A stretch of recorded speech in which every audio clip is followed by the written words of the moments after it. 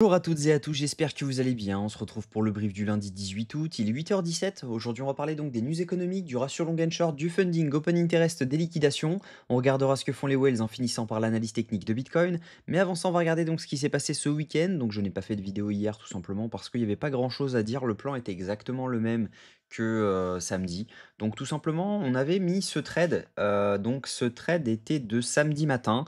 Je vous avais dit, en vidéo, donc si vous voulez regarder pourquoi et comment, j'ai pris ce trade, donc je vous l'avais dit dans la dernière vidéo. Je l'ai également call sur la school si jamais vous voulez ne rien rater des calls, donc n'hésitez pas à nous rejoindre sur la school, donc je vous avais donné ça. Donc l'entrée était à 432 sur, donc 118 432 avec un TP à donc 115 269 $, donc c'était call ici. On a été fill donc le lendemain, donc hier à 11h30, on a été fil et derrière on se réveille ce matin avec un petit TP, donc RR de 4,66 si je dis pas de bêtises. Hop, je vais juste reprendre ça. Donc 4,66, donc ça veut dire tout simplement si vous risquez 1%, vous gagnez 4,66 $, 4,66%, donc 100 $, 466 $, 1000 $, 4660 $. Donc voilà, plutôt intéressant, très beau trade. Maintenant, voilà, je suis sorti de ce trade parce que tout simplement, on a atteint la zone que j'attendais. On est donc actuellement dans la zone ETE, dans le dernier FVG de cette zone. On a également été dans le dernier order block H4 de cette zone-ci. Donc c'est celui-ci, hein, vraiment un order block intéressant étant donné que c'était le dernier qui avait fil ce FVG-ci. Donc logiquement, si celui-ci lâche, on devrait aller beaucoup plus bas. Maintenant, vous allez voir qu'il y a quand même des éléments techniques qui nous annoncent qu'on pourrait potentiellement encore aller plus bas. Et par conséquent, c'est pour ça que c'est pas forcément idéal pour l'instant de longue, mais par contre, attendre un setup dans cette zone pourrait être relativement intéressant, puisque ben, si jamais on rebondit maintenant, on aurait donc pris les liquidités, on aurait mesh dans une zone clé, et donc par conséquent, on pourrait ouvrir un long sympa. En tout cas, tant qu'il n'y a pas un setup low time frame, ça veut dire au moins une vraie validation avec un vrai shosh, un vrai break-off structure pour pouvoir rentrer dans un FVG, etc., il n'y aura pas de long de ma part parce que tout simplement, je pense qu'on peut aller plus bas au niveau data et donc c'est pas bon forcément de long contre la tendance. Au niveau news économique aujourd'hui, on n'a absolument rien du tout. Ça commence mercredi les news. Mercredi, on aura la minute de la Fed, compte rendu de la réunion FOMC à 20h. Attendez-vous à avoir pas mal de mouvements mercredi, mais avant ça, on n'aura rien du tout, hein. Aujourd'hui et demain, on n'a pas de news importante. Au niveau du CME, donc le consensus de la prochaine réunion FOMC, on a une petite chute. On était à 94% de chance d'avoir une baisse des taux. Actuellement, on est à 84%. Donc clairement, on a une petite chute, donc faites attention à ça, hein. On est, potentiellement sur, une non baisse des taux à la prochaine réunion, donc attention à ça. Au niveau, crypto bubble, ce qu'on voit, c'est qu'on a du rouge partout, c'est normal, Bitcoin a dump. Je m'attendais pas forcément à un dump aussi flagrant sur les alts, étant donné la Bitcoin dominance, qui était en chute. Mais voilà, on voit que certains alts ont perdu près de 12%, 11%, 10%, 8%, et cetera. Donc clairement, voilà, c'est pas encore fait, on n'est pas encore sur une alt season, donc faites attention également sur les alts. Mais voilà, en tout cas, je suis ravi d'avoir vendu mes bitcoins à 122 000 $ la semaine dernière, clairement. C'est une libération quand je vois ce dump. Au niveau funding open interest, ce qu'on voit, c'est qu'actuellement, on a une hausse de l'open interest avec une micro-hausse des funding. Donc juste ici, hein, vraiment, c'est une micro-hausse, on n'est pas non plus sur quelque chose de flagrant. Mais ce qui veut dire que ici il y a quand même une majorité de longs qui sont en train de s'ouvrir. Donc, par conséquent, on est à une majorité de liquidations donc qui sont au sud là-dessus. On a tout de même des shorts qui se sont ouverts ici. On voit donc une hausse de l'open interest avec une baisse des funding, ce qui veut dire que là-dessus, c'est du short qui s'est ouvert. Et donc, par conséquent, on a des stop loss ici et ici. Maintenant, ce qu'on voit ici, c'est que là, c'était du long, donc à mon avis, on les a déjà liquidés. Ici, c'était du long également, et ici, c'était du long également. Donc clairement, on a déjà liquidé tous les mouvements qui sont ouverts ici, logiquement, sur cette mèche-ci, hein. À mon avis, ici, on les a sortis.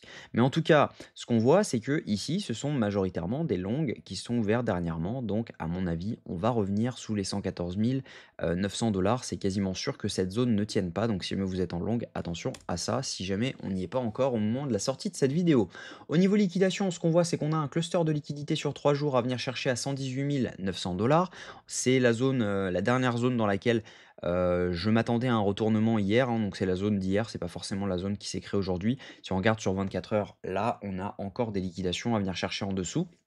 Même si on a un cluster, donc à 119 300 $, et on voit qu'on a des petits clusters juste ici, donc là, c'est les zones de short que je vous ai montré.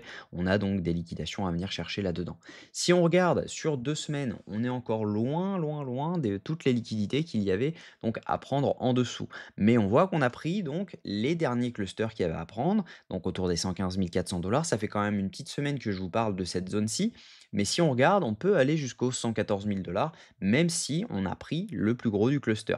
Le plus gros cluster maintenant se trouve à 120 000 $, donc je ne serais pas forcément surpris si on posait un bottom dans cette zone-ci, donc proche de cette zone-ci, pour venir chercher les 120 000 $ et potentiellement pour se retourner encore ensuite. Là, ce serait vraiment quelque chose d'intéressant. En tout cas, au niveau de ce que font les Wells continuent à vendre ce mouvement, donc elles n'ont aucun achat prévu, les micro-Wells également, et les retails achètent. Donc ça veut dire que clairement, là, les retails sont en train de servir d'exit liquidity. Ça veut dire, je me sers de 1000 personnes qui vendent 1000 euros pour vendre, moi, 1 million de dollars. Clairement, c'est ce qui est en train de se passer. Donc là, on a voilà, clairement des wells qui vendent, des retails qui achètent, et donc par conséquent, les retails, eux, servent d'exit liquidity. Au niveau donc technique, ce que je pense, c'est qu'on est dans une zone dans laquelle on peut rebond. Ça veut dire qu'on peut rebond dans cette zone d'order block H4. Il est probable qu'on le fasse. Logiquement, c'est la dernière zone pour avoir un rebond dans cette zone-ci. Hop, je vous mets cet order block H4. On est actuellement dedans. On affile les 50% de ce FVG.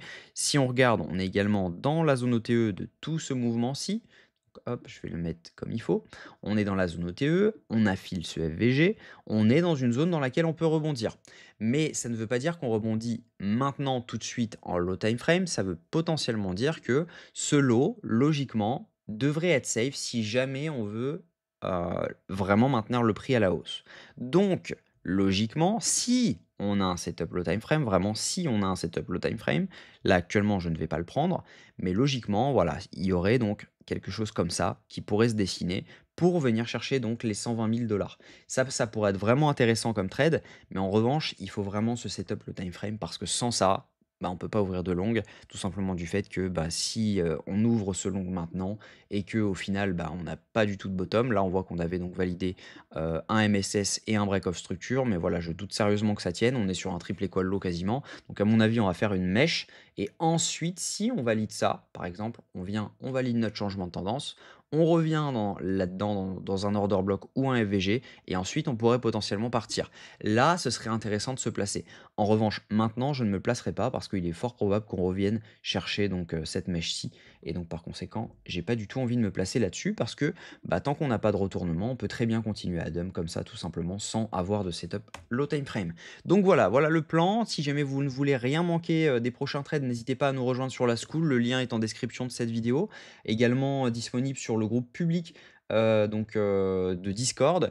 On a également une formation complètement gratuite sur Discord. Donc n'hésitez pas à nous rejoindre si vous la voulez, hein, tout simplement, c'est gratuit. Vous avez simplement à en faire la demande par mail. Vous cliquez sur le lien, vous faites la demande, vous respectez les conditions et vous y aurez accès. Ce sera un grand plaisir de vous la partager.